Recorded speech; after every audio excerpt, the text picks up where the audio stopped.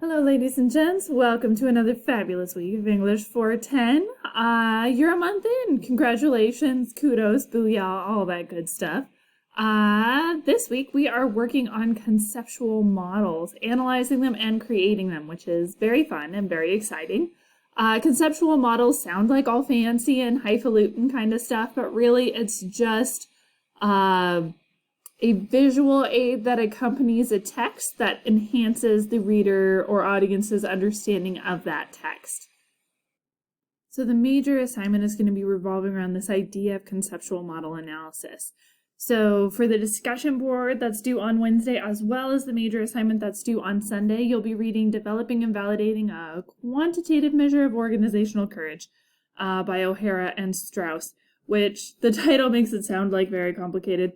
It's not. They're really just using conceptual models to help their reader understand some more complex concepts. And that's what you're going to be doing as well, because educational psychology teaches us that there are some primary learning methods and communication methods that most of the population uses.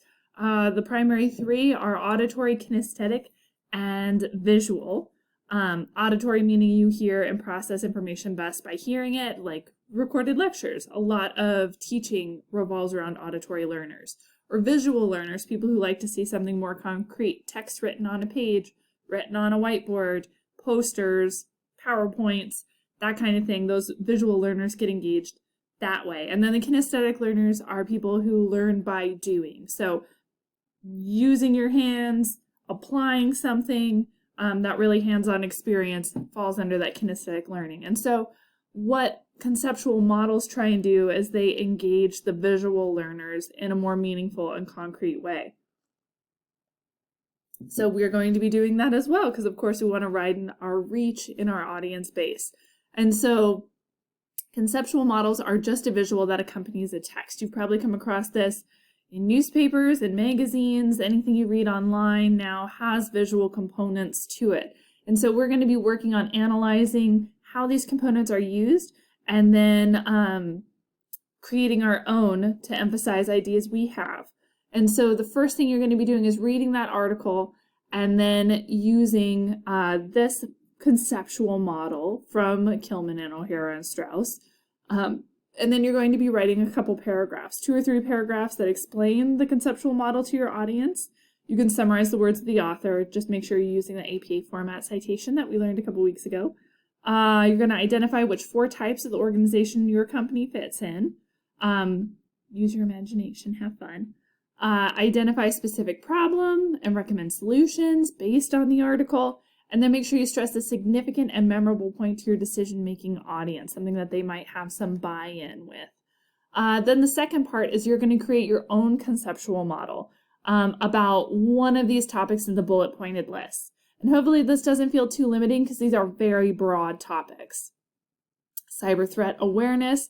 I don't know if you've been following the news, but T-Mobile just reported that they lost the information of, I think, like 37 million people.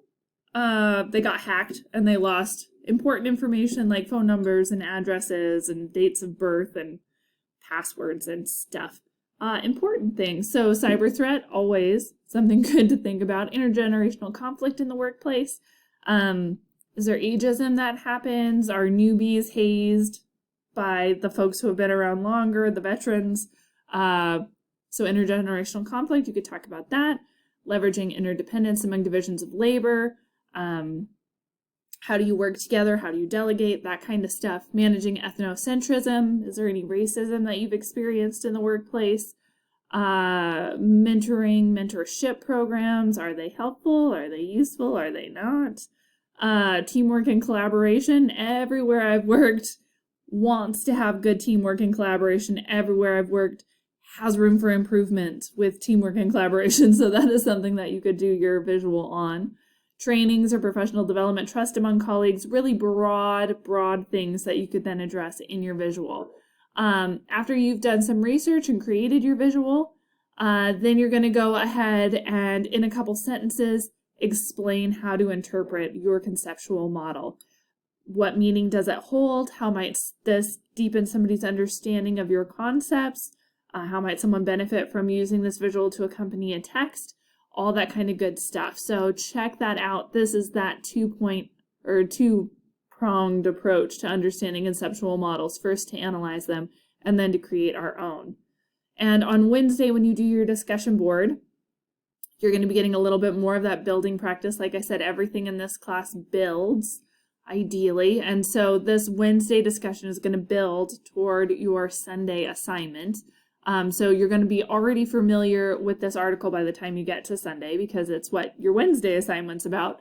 And you're going to be talking about fear performing and acts of courage in the workplace. And so you're going to be talking about an experience you've had, ideally.